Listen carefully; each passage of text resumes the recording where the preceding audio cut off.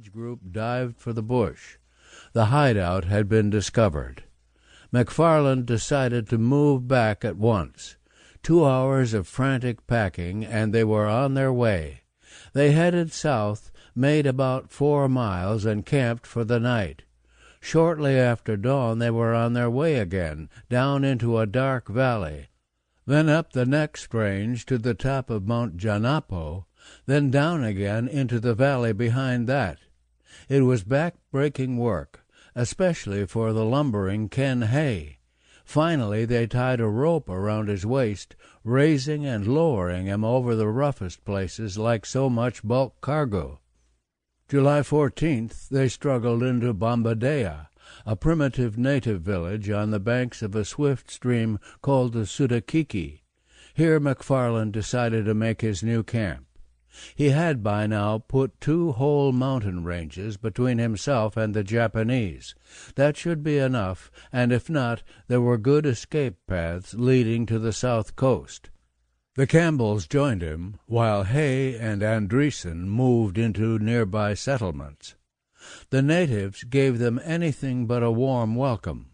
Most of the villagers vanished into the hills, refusing to work at the camp or supply any food. They had paid taxes for years, explained a committee of elders, and here was the government running away.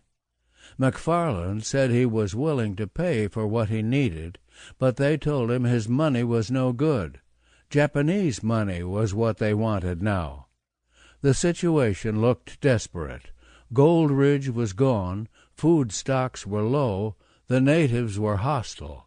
McFarland was now stuck in a gloomy valley where he couldn't even see the sun, let alone the Japanese. On the 15th, he radioed the grim details to Eric Felt at Townsville. Back came an encouraging but cryptic answer. "Good work, bad luck. Position not as bad as it appears. Stay in bush, but do not, repeat, not transmit from any position within 10 miles of your camp. Stick it out for 4 more weeks, and I will rescue you, but do not move to beach until instructed." For good measure, a separate message was relayed from the deputy chief of the naval staff at Melbourne, promising it won't be long now. And the control station at Auki assured Martin Clemens things are happening for the best. "There is a big stunt brewing," McFarland wrote Clemens on the 19th, his first cheerful letter in days, and on the 21st he elaborated, "It is only a matter of a few weeks, and we will be in the money again. My advice is, sit pat. Either come here or keep in close touch with us and wait for the big event." For Martin Clemens, the outlook wasn't nearly so rosy. His carriers had vanished, his teleradio wasn't working, and worst of all, he learned from the natives that Ishimoto had visited Aola for the first time with a lugger full of troops.